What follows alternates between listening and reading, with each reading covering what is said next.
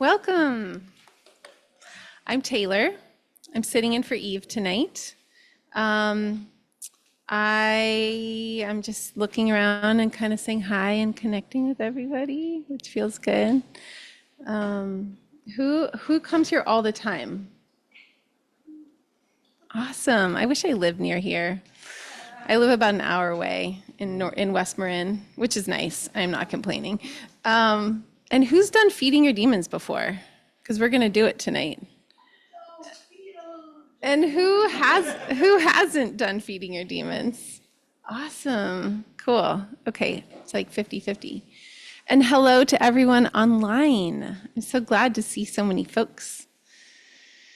Um, let's begin with just a few minutes of dropping in. This is just going to be a really short, like arriving in our bodies, arriving in the space, letting the day melt away. So if you want to close your eyes, or if you practice with your eyes open, just let your eyes rest down and take a few breaths. Let's breathe together.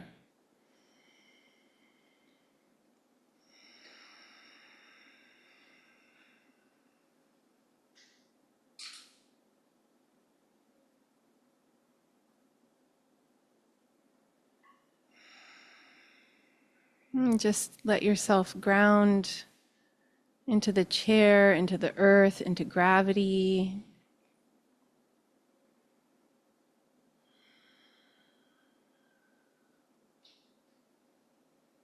Letting yourself arrive. You made it here tonight. You've created this time, this space, this intention to practice and to soak in the Dharma for the well-being of you and everybody. And if you'd like, if it's part of your practice, we could take a moment to take refuge. We do this thing called taking refuge, which is, for me, a way of creating some really basic structure of like safety and like being held for myself, held in this topsy-turvy life. And so we say we take the refuge in the Buddha, the Dharma, and the Sangha. So just taking a moment to let yourself take refuge in, reflect on how grateful we are for the teachers, for the awakened ones, both living and dead, and to come. So grateful for the phenomenal teachers that we get to learn from and learn with. And taking refuge in the teachings. So grateful for the books, for the talks, for the scriptures, the sutras. So grateful for the teachings and the way they guide us through confusion and delusion, and then taking refuge in the Sangha.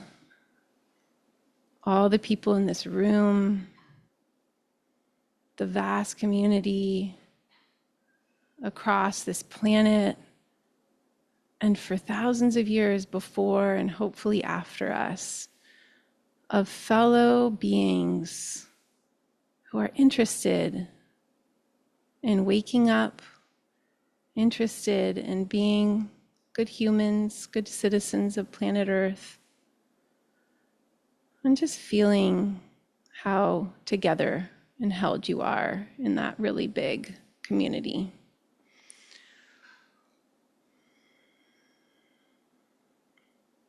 And making our way back to open eyes. When you're ready, at your own pace.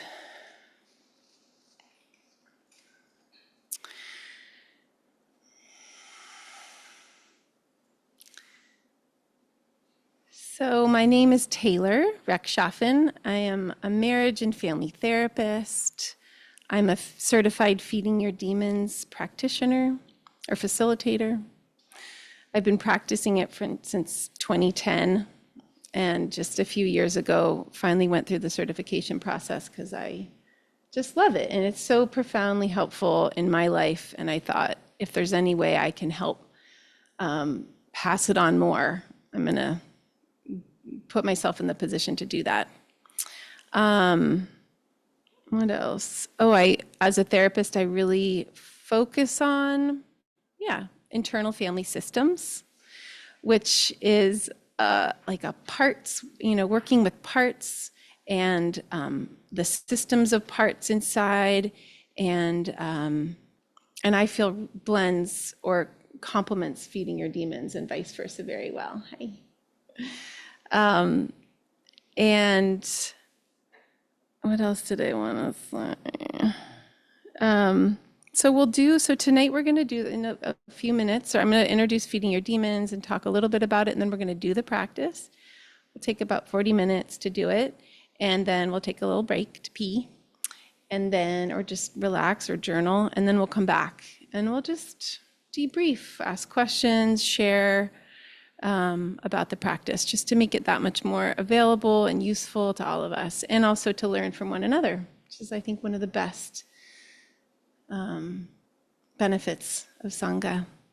So Feeding Your Demons comes from an old practice called Chöd, which is from the 11th century in Tibetan Buddhist lineage. A woman, this lady, a yogi named Machi Labdran, created, or I won't go into, how it happened, but she created the Chöd, which is this practice of offering up one's body to all beings as this way of just completely dissolving the ego and liberating all aspects of creation. Lama Tsultrim Allione, who created Feeding Your Demons in the mid-90s, was teaching the Chöd to Western students, and they were getting benefit. But then she was concurrently doing Gestalt therapy, which is a type of psychotherapy where you kind of externalize a part of yourself or something that you're working with on a cushion in front of you, and you might talk to it, you might get up and become it and talk back to yourself and then switch back. And she started to put it together that there was something really core that her Western students weren't getting viscerally as a real the transformative power of the Chöd, this Tibetan practice with bells and drums and mantras chanted in Tibetan, and it's so beautiful. But I think her students were like not quite getting what the benefit could be from it. So she had the creativity to combine Gestalt therapy and the Chöd. She created the 5 steps of Feeding Your Demons, and there's been all sorts of evolution since then, but it essentially is that. It's a modernized version of a really ancient practice of transformation. And alchemizing, can never say that word quite right, using alchemy of turning towards and not fighting, but actually feeding that which we are struggling with, that which is causing us distress, we're stuck in it, our anxiety, our depression, our rage, our grief. And I love it in IFS, we always say there are no bad parts. So we're not actually saying this demon is bad. That's actually the transformative sort of relationship starts to shift, where you go, oh, this thing that I've been struggling with, if I actually turn towards it and really just take the time finally, and just with actually a lot of humility to go, what do you really need in there?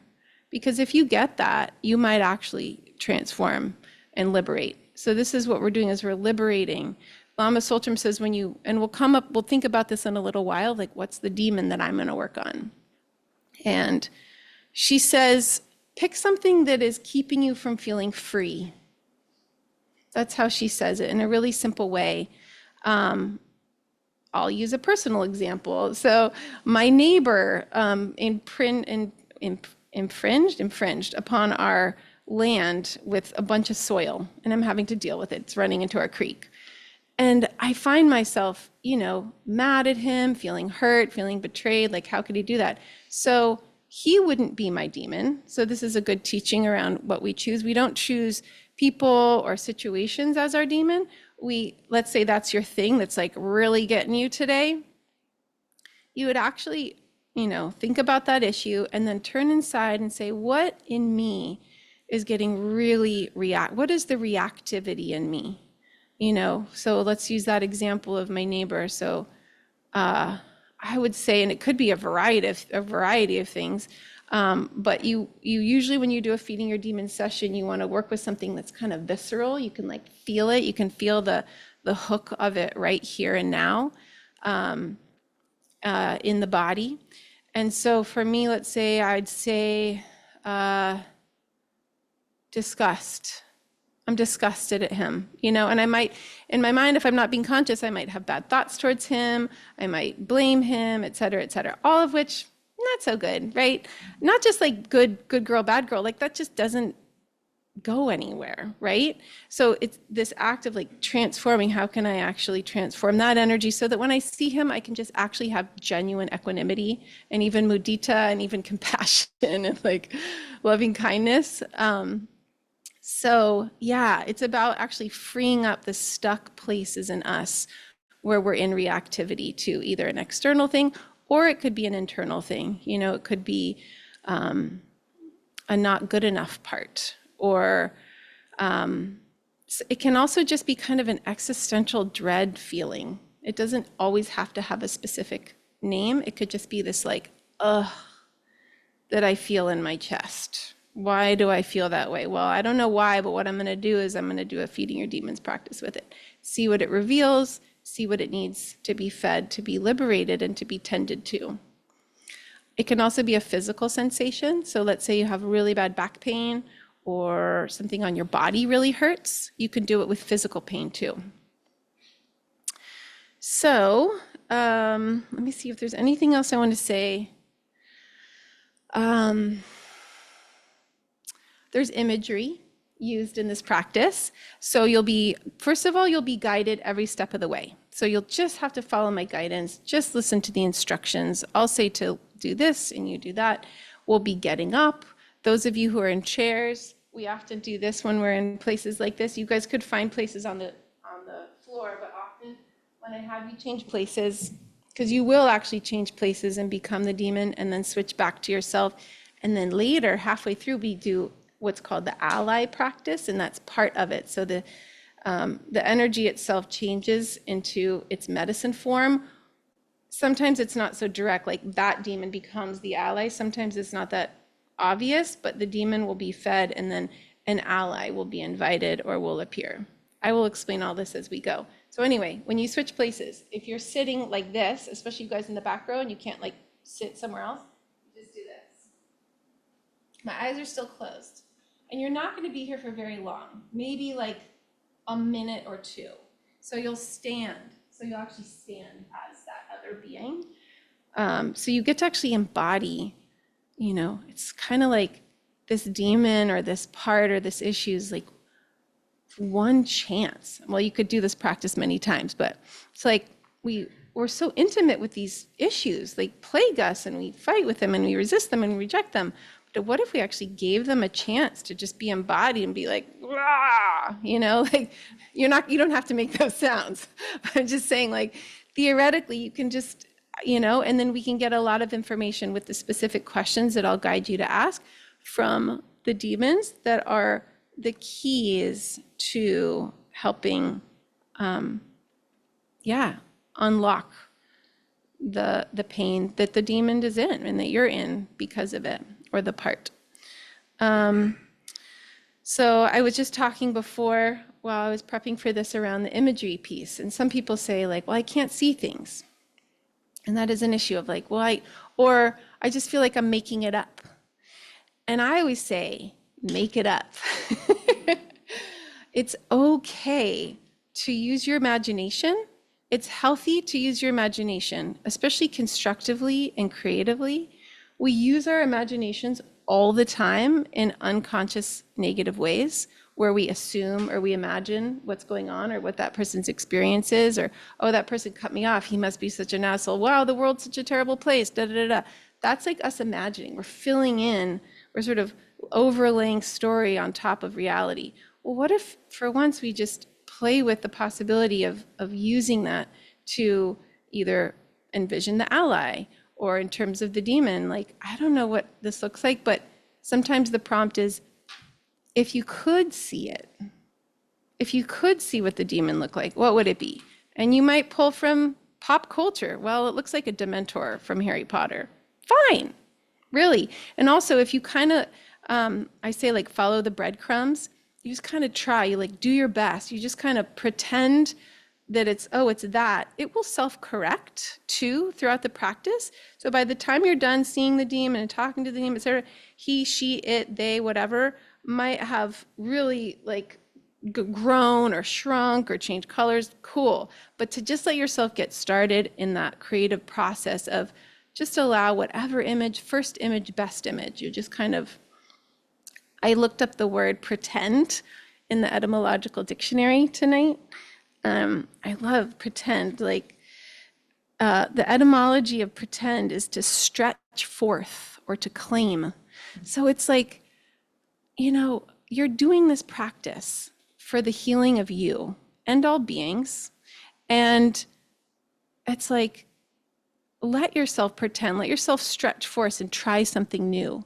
Give it your all. Be like, I'm a kid, just, oh, the other metaphor I was telling my friend was my writing teacher in high school used to always encourage us not, when we start writing, just vomit on the page. I don't know if any writers can relate to this. Just vomit on the page. If you censor yourself too much, you're editing too soon. So when you're doing this practice, it's like vomit on the page, like, oh, okay, whatever, it's gonna be that. And sometimes it's kind of baffling how right on it is. You're like, wow, that was the perfect thing. Okay, all right, brain, good job. You came up with, you know, just the right thing. Okay, I want to give us plenty of time for the practice. The last thing I'll say, and not all feeding your demons facilitators say this, but I just like gotta follow my gut on it. When we get to the 3 questions that you're gonna ask the demon, and you just ask them, you don't think about the answer because you will become the demon and answer as the demon. But when you ask the 3 questions, they're designed to kind of get under the surface of what is going on with this issue. So when we ask the demon, what do you want? That question is actually like trying to understand what the reactive, unconscious thing that demon is just doing, like already. You know, if it could do anything without any care for anyone or you or anything, it just like, I want to annihilate the world. I just want everything to end. That might be like the answer. You know, that's what I want. What do you really need? And that's where we go deeper to kind of like, almost like the soft belly of the demon. You know, it almost gets a little quieter. I can feel it. And that's the core thing that it's missing, you know? Like if the demon was so brave as to share that with you, it's like, well, but what I actually really need is safety and peace, you know? And then the 3rd question, how would you feel if you got what you needed? It might kind of be similar to the answer to the 2nd one, but then you almost want to feel like an emotional or physiological sensation. It's like, what do you feel when you get what you want? Oh man, I just feel like light as a feather and free, or something. So yes, and especially for those of you who it's your first time doing it, just jump in the water, and some of it will stick and some of it won't, and that's okay. Yeah. Okay, so does everyone maybe have a plan? Okay, 2 things I want people to think of. Yeah. Yeah. Especially the back row, our front row can Move. Okay, thanks. I really want to know if this back row, if the back rows have enough room to stand and turn.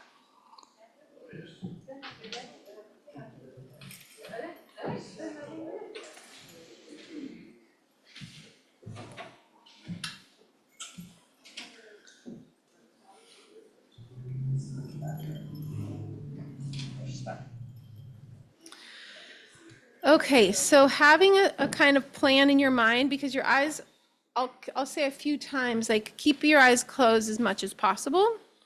Of course, you might have to like open them a little bit if you feel like you're gonna fall over, but as much as you can, keep your eyes closed. You'll get up and you'll just like pivot 180 degrees, and you'll do that. And so people at home, you guys could have 2 cushions, 2 chairs. People could definitely sit on the floor if they want to. And then I don't want to put anyone on the spot, but well, okay, first, does everyone want to think about, just take a minute to think about what you want to work on. It could be an issue that when you drop in just right here is something needling you.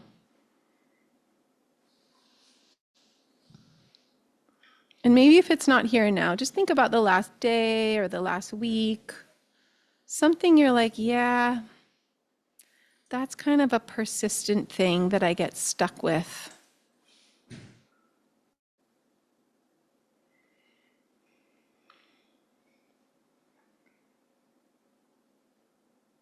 And if there's more than one thing, you can reassure all of your parts that you could do this practice again. There's so many ways to find people guiding this on YouTube and the book, so it's really available.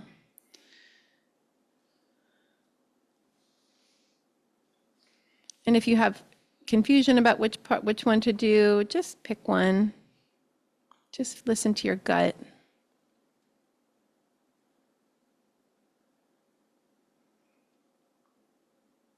Okay. Does everyone have a demon? Does anyone not have a demon? Okay. All right. And yeah, I will pace myself as best as I can for a large group. When you do this on your own, you get to go as slow or as fast as you want. So that's cool. Okay. So we're going to begin by taking, so close your eyes and keep your eyes closed as much as possible till the end of the practice. We're going to begin by taking some deep relaxation breaths. Start by taking some breaths into any physical tension that you have in your body. Breathe into the physical tension and hook that tension with the breath, and with the out breath, let it go.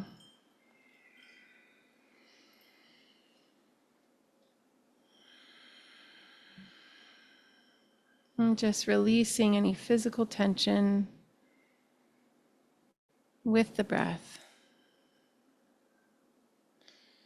And now find where you're holding emotional tension in your body. Breathe into that emotional tension, hook it with the breath, and release it with the out breath. And take a few breaths like this.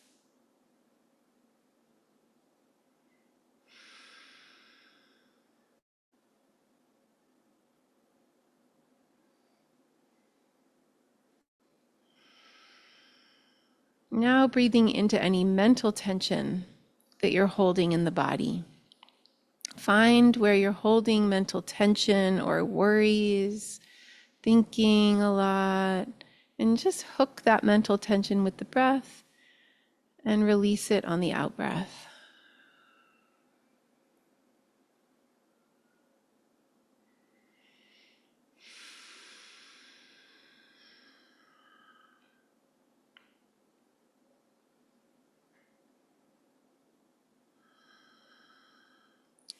Now taking a moment to generate a heartfelt motivation to do this practice for the benefit of yourself and all beings.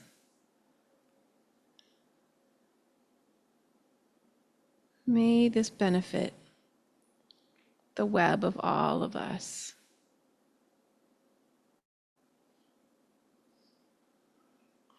And now thinking of the demon that you've chosen to work with, perhaps remembering a recent incident or time when it came up strongly, letting yourself really feel it, Look at it, not think about it. Just really let it come up. Notice where in your body, scan your body and notice where you feel it most in your body. And there's no wrong answer. And maybe you find it easily, maybe you just take a good, educated guess. Notice where the demon's held in your body. And now imagine that it has a shape. What shape does it have?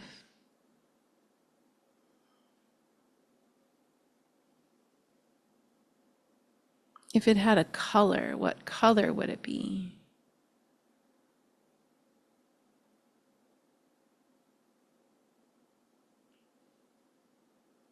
What is its texture or consistency?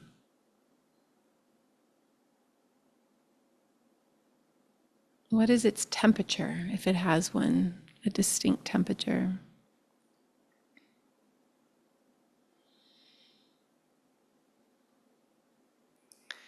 Now intensify this sensation. Intensify the awareness of the energy in your body. Bring your full attention to it.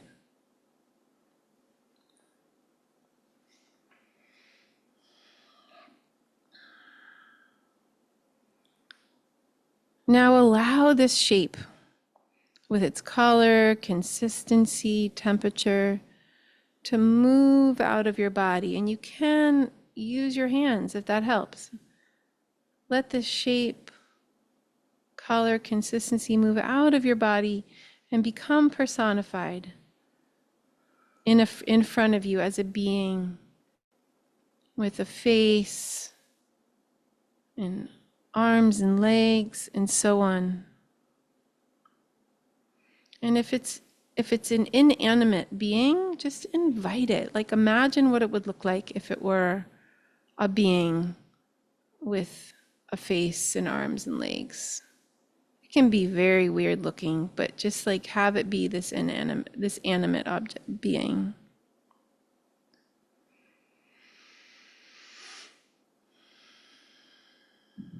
Notice what size it is. What color is it?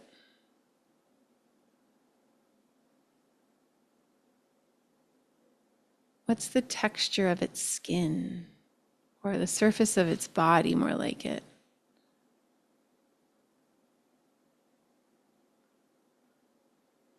What's its density?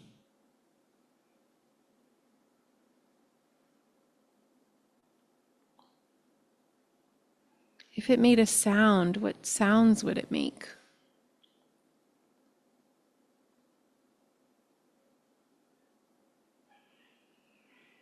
If it had a smell, what smell would it have?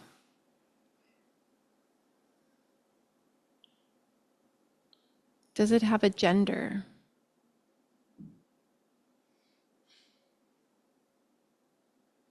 What is the look in its eyes?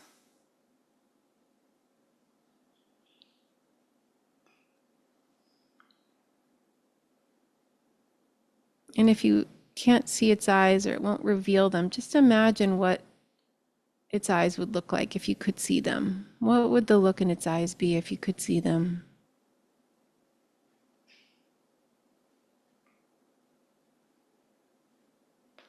What's its emotional state?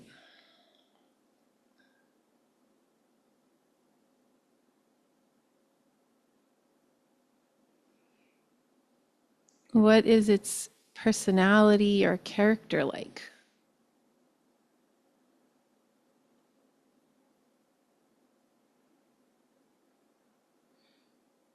Now notice something about the demon that you didn't see before.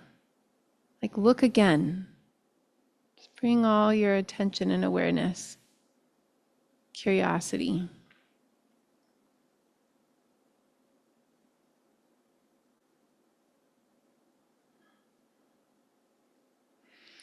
Now, ask the demon the following questions. I'll say each question and you'll repeat it silently, asking the demon, Don't think of the answers, just ask these 3 questions. So repeat after me, silently asking the demon in your mind. What do you want? What do you really need?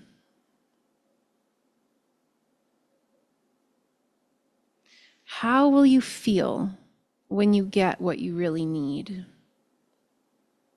How will you feel when you get what you really need? Now, keeping your eyes closed as much as possible, switch places and take the seat or stand as the demon.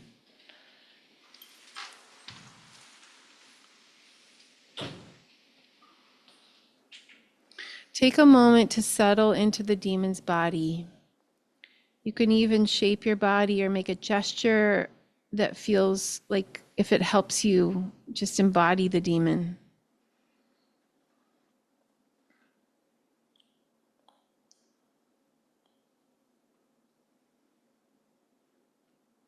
What does it feel like to be in the body of the demon?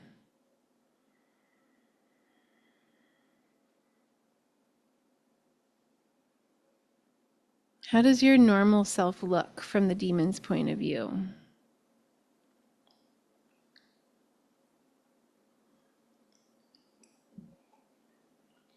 Now answer the questions silently, imagining that you're speaking as the demon, and I'll prompt each question. So in your mind, repeat the beginning of the sentence that I say, and then as the demon, speak as the demon answering the question. What I want is...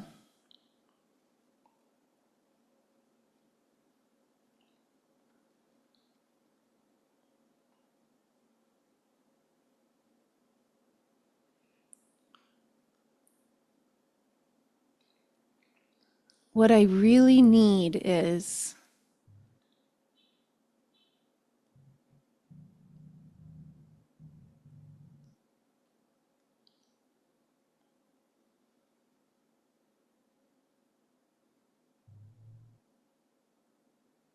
When I get what I really need, I will feel...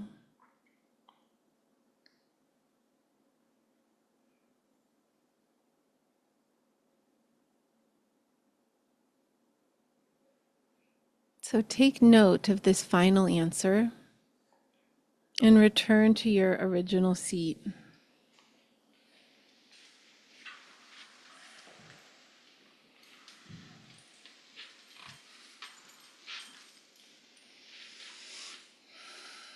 And take a moment to settle back into your own body and see the demon sitting or just floating or whatever up in front of you. See the demon in front of you.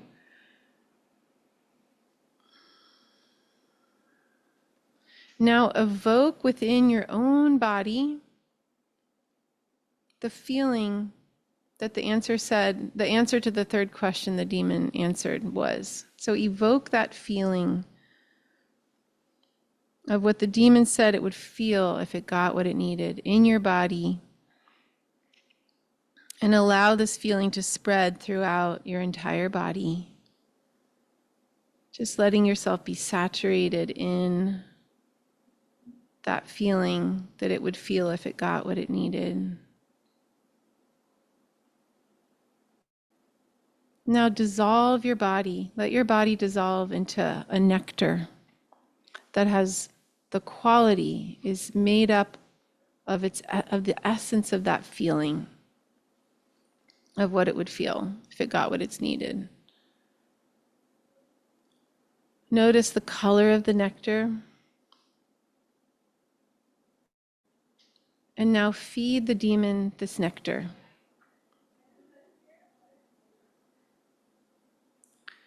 There's an unlimited, infinite supply of this nectar.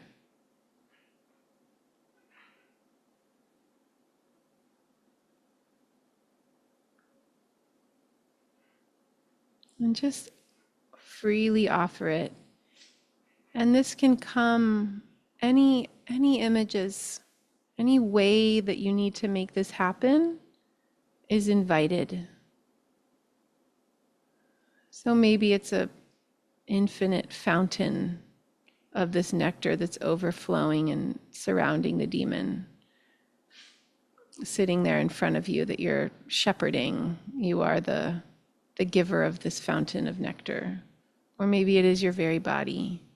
It doesn't matter. You're giving an infinite supply to the demon, and just keep feeding the demon until full satisfaction. There's an infinite patience here. And just maintaining that feeding.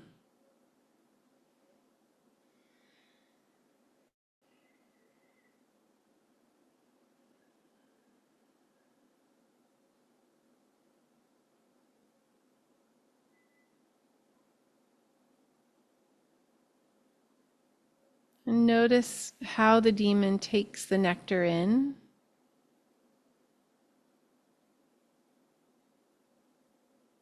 It's okay to help the demon take the nectar in. If it's not really taking it in, you can be creative.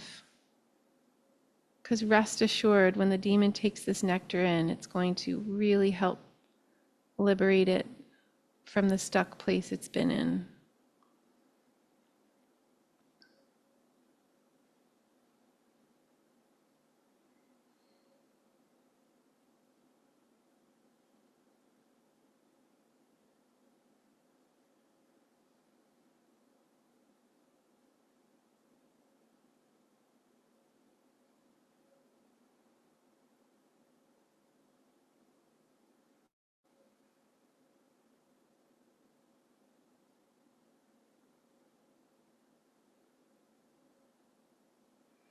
And if there's any doubt as to whether the demon is satisfied or not, you can just feed more.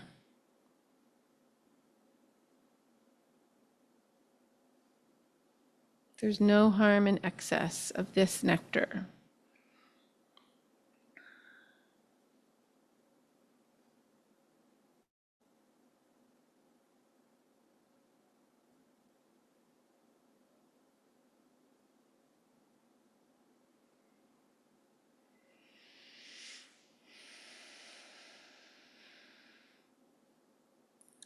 And if the demon is still feeding, it still seems like it could take more and more to be satisfied. Imagine what it would look like if it were completely satisfied.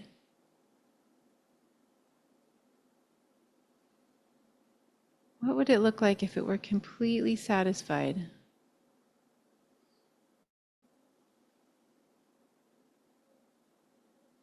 And notice if there's a being even left. If there is a being remaining, ask that being if it's an ally. Just ask. You'll get an answer.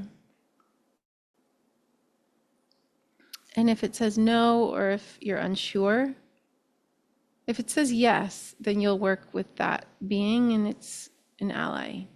If it says no, or you're unsure, or if there's just nothing there to even ask, invite an ally to appear. And I just simply say inside my mind, I say, I invite an ally to appear. And then just relax.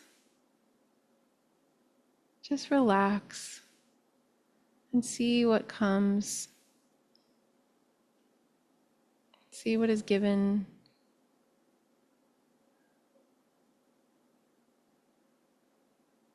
It's okay to pretend. It's okay. Something might come really effortlessly, but sometimes it doesn't. And it's okay to just choose an ally or a being or a spirit animal that you wish was going to be there for you. You can just summon them. You can claim them.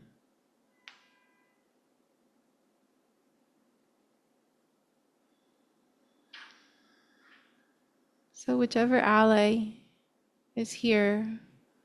Notice its size.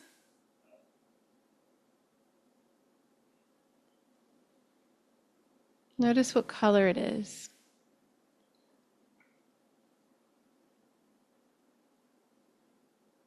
Notice the surface of its body. What's the surface of its body like?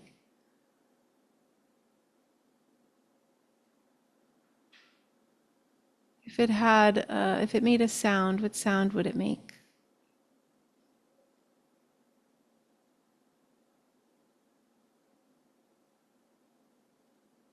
If there was a smell associated with this alley, what would that smell be?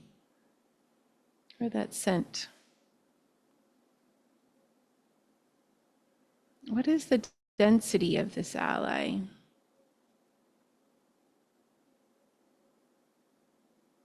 Does it have a gender?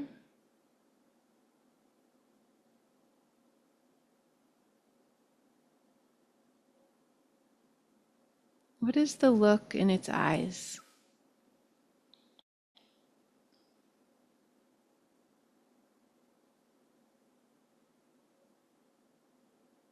Find its eyes. What's the look in its eyes?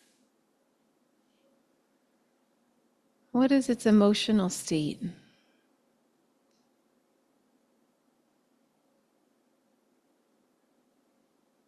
What's its character and personality like?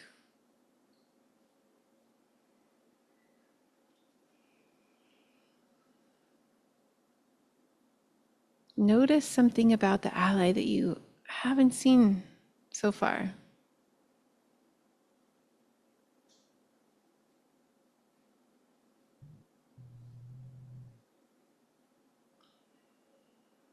And even if you just get this really deep sense of the ally, that's fine. These questions are just help guide you to really see and feel this being. So we're going to ask the ally some questions again. So ask the ally these questions silently, one by one after me. How will you help me? How will you protect me? What pledge do you make to me? What promise or commitment? How can I access you? Now, with your eyes closed as much as you can, switch places and become the ally.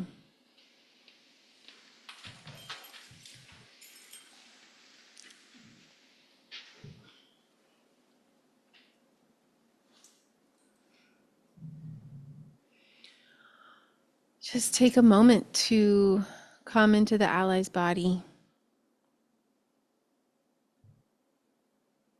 You can make a gesture or just do anything that helps you just be in the ally's body. Everybody's eyes are closed. It's such a safe place.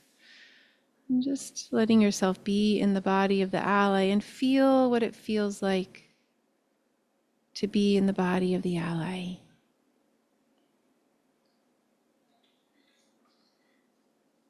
Notice how your normal self looks from the ally's point of view.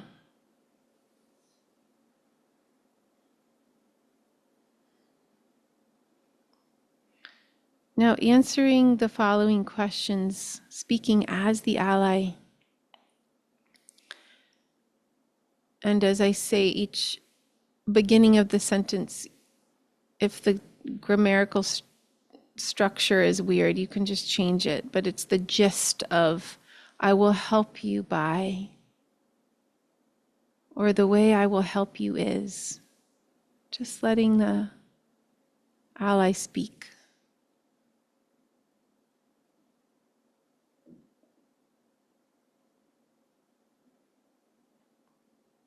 I will protect you by.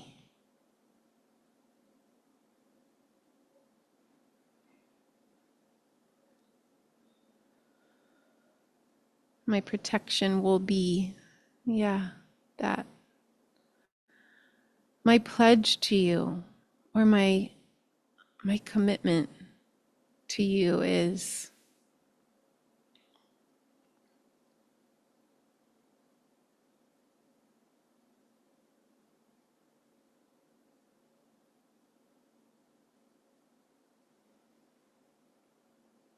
You can access me by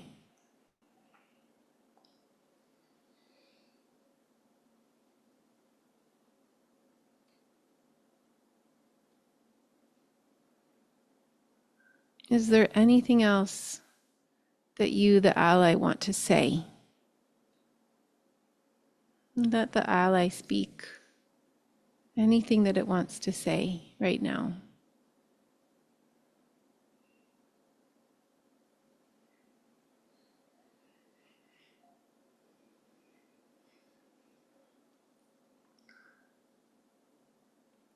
Now, switch back to your original seat.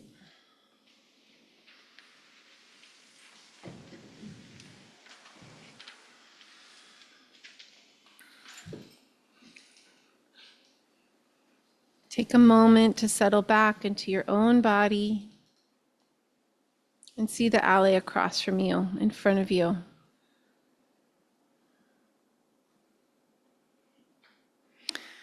Now look into the ally's eyes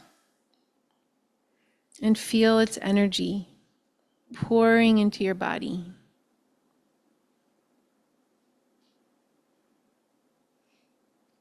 As you feel the energy of the ally coming into your body, it spreads all the way down to the bottoms of your feet and the tips of your fingers, throughout your whole body. And notice how this feels.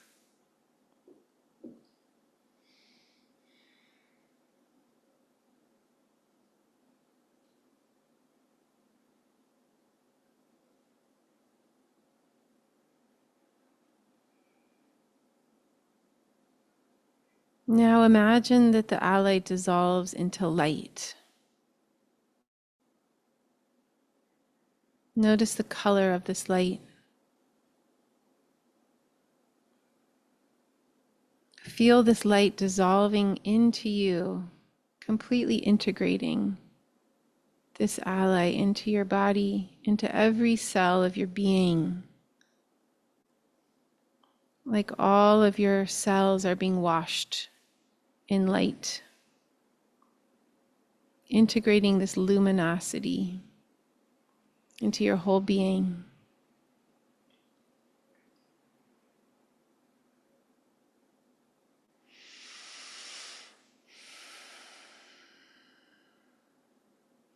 And this might be true for some people, if there's a being from before, like a satisfied demon who's still around, let that dissolve into you as well. And be integrated back in as a fully nourished part. So now you, with the integrated energy of the ally in your body, dissolve.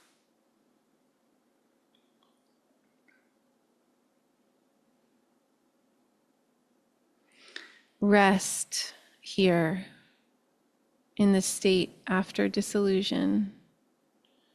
Just rest.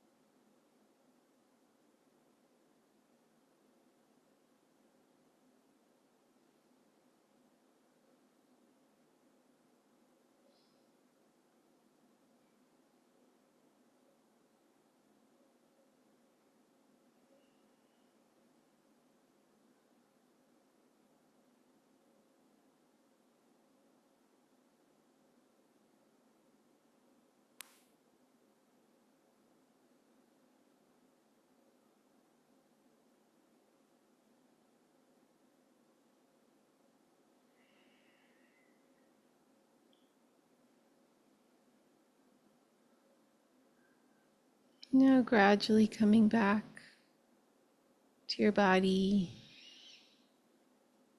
feeling your body with the integrated energy of the ally, recalling that energy of the ally. And as you open your eyes, see if you can maintain the integrated energy of the ally as you look upon the world.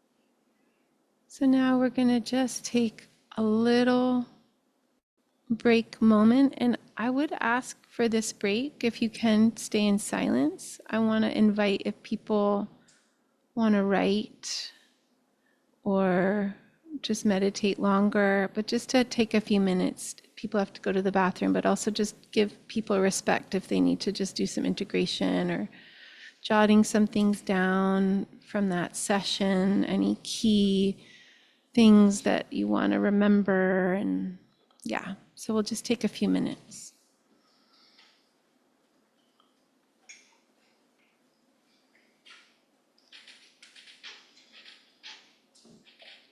Yeah, you could stretch, absolutely. Take care of yourselves.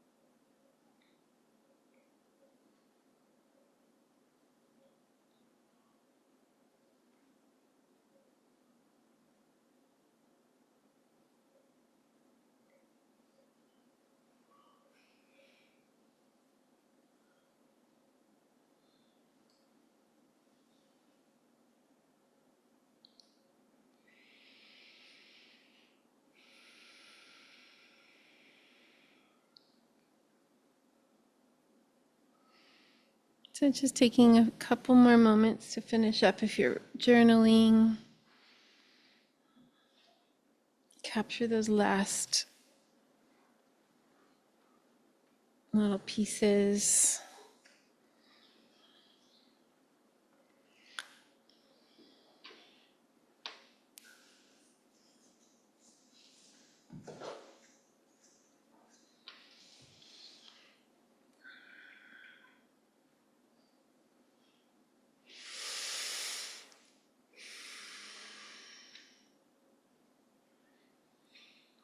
And then just coming back to our shared space. And you probably all know this, but if you ever had to go to the bathroom at any time, you can just go take care of yourself. So I want to hold a like question, discussion space, and often our question is someone else's question or 10 other people's question or related to it. So when you share, could be a comment too, it doesn't have to be a question. It's a real gift to the group. It's an offering. And when it's vulnerable, it's totally an offering because it gives everyone else permission to be a real human.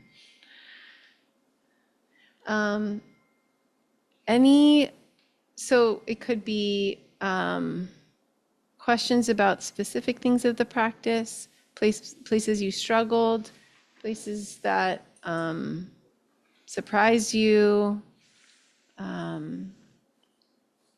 connections you made to other, this is a sangha and I love Dharma, so like any connections to other teachings or things that you were like, oh wow, reminds me of this. And I could nerd out with Feeding Your Demons, IFS, and Dharma all day long.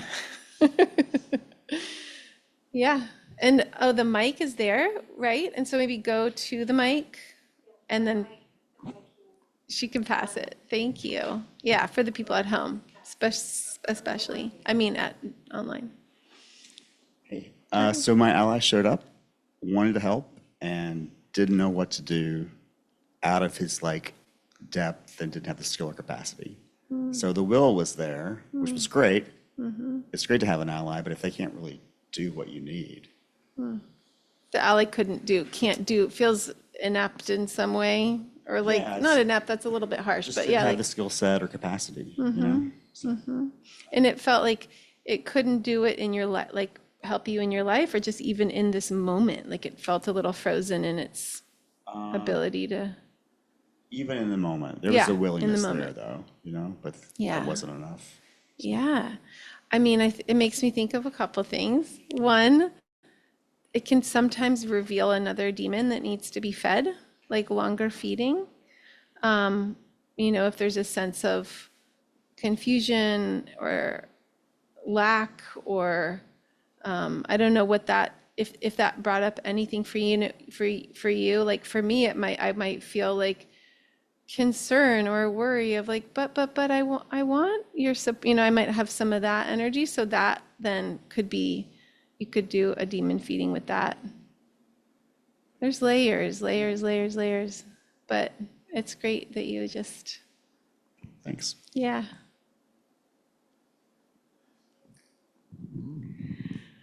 My demon came up as something really cartoonish and funny. Like it wasn't demonic at all. And I thought, am I doing it right? It almost made me laugh, even though the issue inside of me is really heavy. And then it just continued to be almost like doing mushrooms when you want to get into the bad shit, and all it is love and wonder. It was kind of like that tonight. and then the ally came up as, the demon came. May I share how it looked? She was like a pink Goodwill tire, very fleshy with these really sexy eyes and wet and just almost like my heart. But and I wanted to heal the split inside that is really, really, really struggling with wanting so desperately love in all the wrong places, and really potentially harming another person and losing another person that I care deeply about. Anyway, and then it came up as a hummingbird. And I think that was because you used the word nectar. And I feel like, oh, my imagination, God, a little bit of, judgment there, but then I just let myself get into it Yeah. and became a flower that was giving that hummingbird all the nectar it had. And yeah, it was a beautiful experience. And there was a little giddy part of me like, oh my God, this is IFS. This is what I want to do. This is what I want to be doing. And that's why I came tonight when I saw you were an IFS person, because Yeah. it's so hard to find IFS people for me. Really? Yeah. Okay, we can talk after. Okay, Yeah. thank you. Thank you, thank Yeah. you. Oh, thank you for that. I thank you so much for sharing your unique demon thing. Like I said, I've been doing it since 2010, so I have literally like a log as long as my arm of feedings that I've done, and writing it in my journal or typing it up or whatever. And it's the more I do it and the more I just go like the vomit on the page, I am totally surprised by what I see, like giant smoking bananas. I'm like, okay, it's very psychedelic. But then I'm like, oh my God, I get it, because blah, blah, blah, blah. So I think it's healthy to, and it also loosens up our stuck relationships with these parts, with these struggling things, because we get so myopic of like, this is hard and this is painful and it's a little too dimensional. So when you kind of have a practice that lets it free up, it has many more dimensions to it. And sometimes we feed the same demon. We sort of make a intention, like, this is a big issue. I worked early on, I said, I'm just going to work with my inner critic. Like, that is such a big force in my existence. I'm just going to every day do inner critic demon again and again and again. And it would look different every time, So anyone else? Sorry, I have the microphone and I will be very quick. I've been doing a lot of deity yoga, and this was a very natural one, but similar practice in some ways, like a deeper practice, but also when it came to the imagination and accepting the energy of the ally, it's very similar to Avalokiteshvara or Tara in that way. And I like that. Awesome. Yeah, thank you for that. I love that. I love that you said that, because I love thinking like this practice is kind of been modernized. And I said it before, but just to repeat, like it comes from centuries of practice and understanding the mind and understanding energies. And Tibetan Buddhism in particular was largely influenced by the Bon people, who are in a shamanic indigenous group in Tibet. So much animism, so much understanding that these all matter, which is the same word as mother in Latin, all of this stuff and all of I like to say, when we really work with the visualization, there's a way that our like neurologically, we're firing a lot of the same, if not the same, pathways, as if we were actually sitting with, a benevolent, wise being. Sorry, distraction. Like squirrel.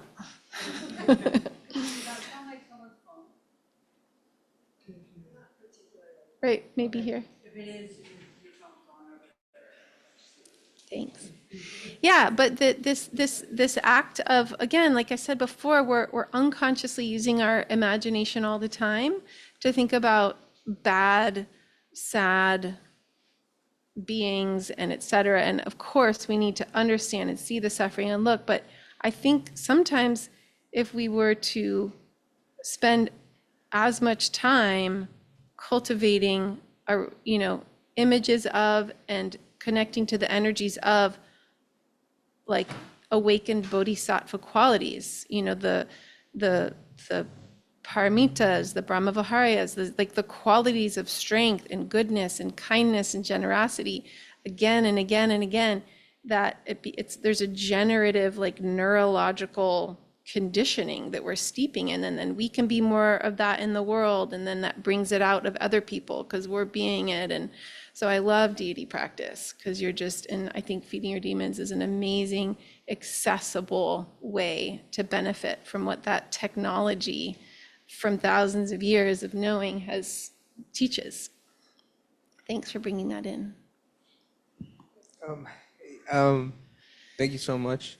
I honestly couldn't stop crying from the beginning to the end of it.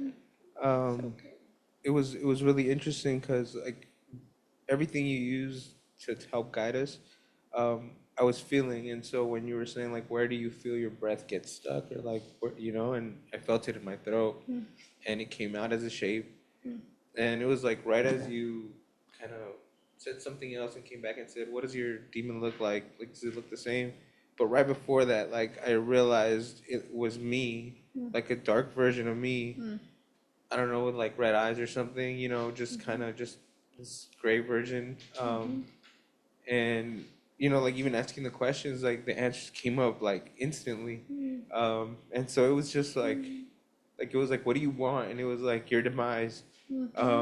But then it was like, what do you actually need? And it was like control, and like predictability. And then so it was like, okay, feed them this feeling, like, or what would you get if you got this? And it was like fulfillment and accomplishment, which is exactly what I want. But I let this fear get in the way, and so it was like we want the same thing, but from opposite ends, and so I just kind of like let that feeling feed it, and it felt like you wouldn't accept the nectar because it was like an opposite thing to something dark. And so I was gonna get stuck in like that story of how am I gonna feed him? And I was like thinking like a trickster way, let's talk this out. And then I was like, this is just like a whole movie on its own, but I know that it happens. So I kind of just let that go to the side, and I was like, I know it happens, and it's epic, but okay, like I was able to like finally feed it, and once it was fed, it was like the Hercules like movie. I don't know if you've ever seen it when Yeah, I love when Marvel. he Oh like my starts God. lighting up, and so it was like slowly like his whole like body lit up. So it was like a golden version of me, and it was just like the complete opposite. It was like, what do you see in his eyes? And it was just like pure love, and like I don't know, joy. And so it was just going through it with you and everything, like how simple the answers were. It was beautiful. Thank you so much, and I feel like it was like really actually like the universe conspired to get me here today because I really even flipped the coin for it. Yeah. And thank Wow. you so much. That makes me so happy. I think that makes us all really happy. Thank you so much for sharing that. I'm so glad that it clicked like so deeply for you. I did have a question on the three last or the Yeah. questions. Do you want to do the mic so they can Okay. hear? Thanks. The three questions that we asked, the light side or the because Yeah. I had how will you help me and how can I access you? And how will you protect me? And then there's one, what is your pledge to me? Because it's that's yeah. I mean I always that's when I always like needle in with Lama Tsultrim. I'm like, what is that? Because I sometimes, but there's this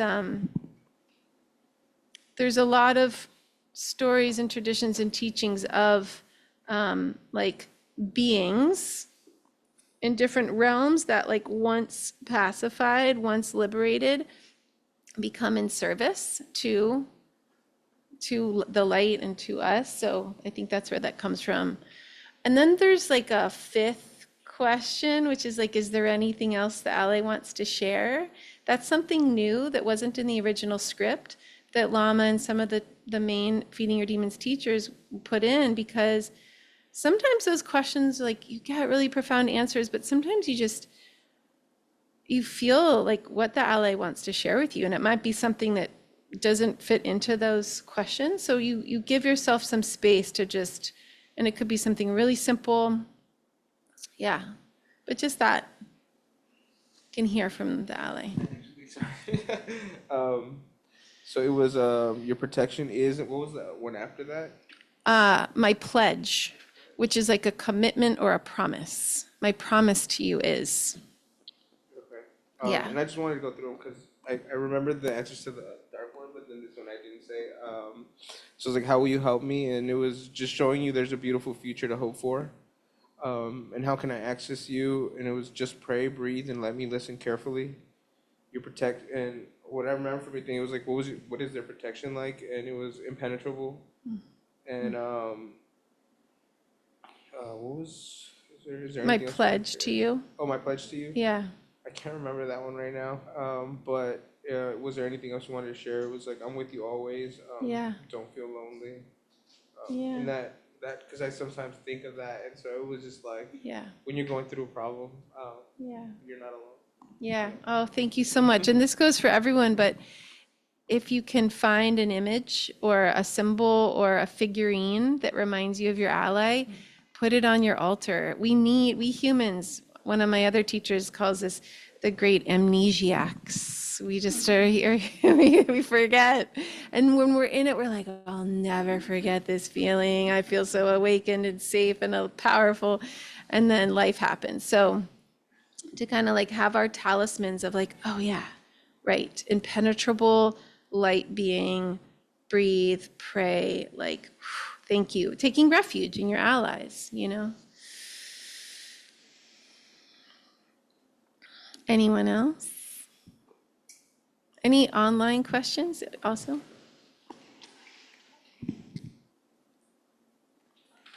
Is there any? Okay. I yeah, I also found that really powerful. Um, it felt like a light switch, like the tears just came, and I mean, the insight from that was kind of like, right, that I'm just like, that demon is kind of like always present and kind of like a weight or a burden, in a way. And for me, it's been such an arc of like making contact with this part of myself and coming into better relationship with it. Yeah. Um,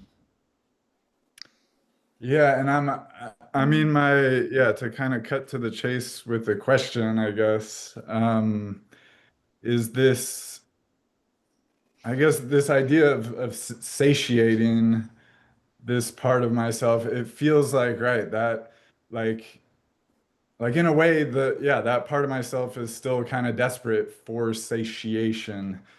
Maybe not so much in this moment, but like a week down the road. So I guess my question is kind of like, is this a daily practice? It kind of sounds like it is. Um, yeah. Yeah, absolutely. It totally can be a daily practice. And it can be an anytime practice. I've done this practice multiple times in the day. And if you get Lama Tsultrim's book, Feeding Your Demons, not trying to sell her book, but I'm just saying, in the back at the very last chapter, I can't remember the title. It's called like instant feeding or something, and she is sort of suggesting this, especially if you've practiced it a bunch, this kind of orientation of, wait, I see that there's this part of me, there's this stuck place that is in some way not knowing its true nature. And I'm going to look right at it and like, bzz, like Care Bear stare, like beam truth of knowing of true nature gets kind of Dzogchen. So if it's like, what? Don't worry about it. But you can feed on the fly. You can, drop into this place of, I'm going to feed, not fight. You can, in a pinch, if you're at a grocery store, or you're like on an airplane, I'm like, I want to relate to this differently. I totally suggest doing the full practice, doing it formally, setting it up as often as you can. Always switch places. Don't get lazy and be like, I don't really need to do that. Do it. It makes a big difference. But if you can't, that's okay. Let's say you're like hurt in bed and you just have to like lay there, fine. But it's this attitude of, this thing that I am struggling with is actually deprived of essence of love in whatever specific form that is. What if I just garnered that and just like, here you go. Here's an infinite supply. I see you, honey. I see you suffering. Here, eat, or soak, or breathe. I've had demons who just will not take in the nectar, so I kind of like sneak it around and I just kind of like drop it in their spinal cord, trusting that it's all good, it's like the most pure intentions and the most goodness, and it's the medicine that they need. So I don't have to worry that I'm being like going against its consent because the minute it starts taking it in, it's like, oh my God, thank you. You know, and again, each one's different. Just keep going, keep playing with it. But yes, you can totally do it every day. And it becomes an attitude towards, life of feeding, not fighting. And it doesn't mean you're not fierce or have boundaries, but, Hi. I think what I was thinking about with my demon that came up for me, I knew I was going after something kind of big. It's something that's kind of always with me that I carry a lot. So I was like, why not? And it was something that was really resistant to the feeding. I almost found that like when I first tried to like do it, it felt sort of without consent. And I found that, I don't know if you've had this where I felt like just setting it next to the demon and letting them do it was better. yeah, But totally. even in that, I could tell even from the get, like it wasn't going to happen all in this one time. And then the ally that came up for me was really unexpected. It was a person that I actually have a very fraught relationship with. And so that was really confusing. I think it threw me off for a little while because I was like, wait a second, this is not what I thought was going to happen. So yeah, I think it was really cool, but it almost like, in a good way, I feel like I'm leaving with more questions. Yeah. Yeah. Well, I have definite responses to both of those. Absolutely set it by the demon and be like, be my guest. But again, I've done it enough to where I know that if I can just like, if I can just get it in the demon, so I'll just like make a mist that's so thick that like it starts just going in its skin, or it's going in like microscopically, like just little cellularly, there's just like, oh, I just got in a teeny bit. Like you start feeling it, because you are giving this demon. I mean, it has a specific, like if that answer to the third question isn't some way related to love, acceptance, peace, power, but power can be like, sometimes the demon's like, I would feel powerful. That's actually, that's okay. Like healthy power is good. So it could be something like that. Do you mind sharing what the feeling word was? Because it might be. Oh, love. Love. Okay. Yeah, it was. Okay. Yeah. Okay. So I'm just, sometimes when you're doing it live with a practitioner and you're saying all your answers out loud, if the answer to that third question is like a little cognitive, I'm not saying yours, I'm just using it as a good teaching moment. It's a little cognitive, like it would feel, justified. You're like, I get that, but what is the feeling? Like, what if you got like justice? What would it feel? Oh, I'd feel just like such relief. Okay, relief. So you want to get this kind of like gut or heart or kind of spaciously good feeling. So try that. Try just the almost like mist penetrating or just subtle. And if you're doing it by yourself, you could, sit there long enough or give them a straw. Really. Yeah. If it's like overwhelming, they're like, you're force feeding me. You're just like, just take a straw, like have a margarita, like, No, that's what I. Yeah. That's what I felt like, because I think at first I was like doing some sort of like, slight like ear long situation. And I felt It's like choking them. It was like not Yeah. Yeah, and classier, not an actual. yeah. Sorry, that's just the first thing that came to mind. I'm so sorry. Yeah. So it can be like, I mean, it could even be something as kind of radically different as like it coming to you and just feeding on you, like, again, it's not you, it's not hurting you. This is like self energy in IFS. It's just like it's your true nature of generosity. It's not even you as an ego. This is why it's an infinite source. So and you're being a vehicle for letting this profound love and acceptance and nurturance to heal its greatest depravity, what it's been missing. And then the ally, for sure, if it shows up as someone and that's funny, it showed up as like someone who you have some stuff with. What I've done with that situation, or if it feels like off, where you're like, you're an ally, but it's not really clicking. What I do is I'm like, if you could just like drop all of the stuff about you that is not like just awakened awareness clarity, just, okay, I get that you're showing up as George, but like, you're not really George. Like, let's let all the stuff that's like not useful to me go, and let's get the essence of what's here, like why this George is showing up. That's kind of what I do. It's sort of like the hologram of their human neuroses, just like move to the side. It's like, okay, essence, something about the essence of this being is going to be my ally. So anything sticky, crummy, cruddy, unnecessary, unhelpful, can we like drop that? Okay, now I'm with this. Helpful. And I've struggled. I was telling my friend Chelsea, like, I've struggled with the ally practice for years. I don't struggle with it right now, but for so many years I would get there and I would just get enraged and I would just stop the practice. And I'd just do the demon part, which is fine. You can just do the demon feeding part, but stick to it, because it's so powerful when you get this like being or animal or, energy that is really like showing up for you and helping you and supporting you. And yeah. Okay, one more question. Yeah.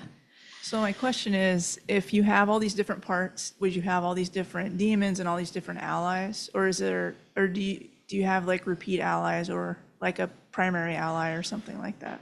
Yeah, some people, I won't name names, have ally councils that show up. But yeah, I mean, I can only speak from experience, but I've heard this from other people who do feeding your demons a lot, is that you could get like different ally, and all of a sudden like, oh, wait a minute, you're that same guy. You're kind of different. You've like shape-shifted a little, but it's you. Different. Oh, there's another similar one. So I've found that I have some primary ones, but I don't think there's like a recipe. Like, you're not going to do it wrong if you don't see the same ally again. I wouldn't worry about that. But it has happened for me. And I think there's got to be something to that. Like your archetypal, royal court or something. There's got to be something to that.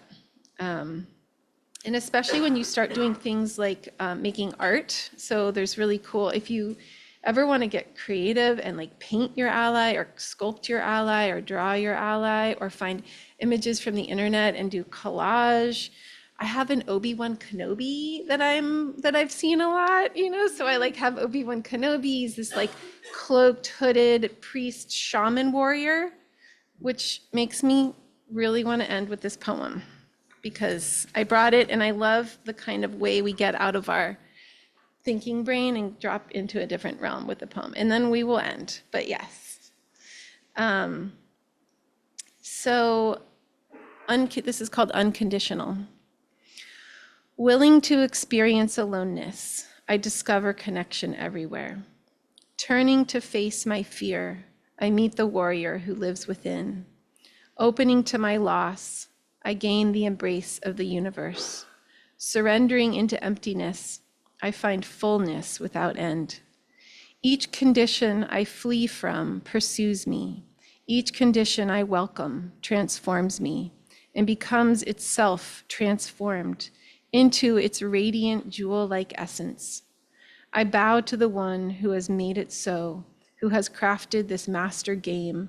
To play it is purest delight, to honor its form, true devotion. That's a Jennifer Wellwood poem. I could sit here forever. I hope you guys have me back. We could do this again. Thank you guys so much. Thank you to Eve. Thanks to the volunteers. I love getting to come here.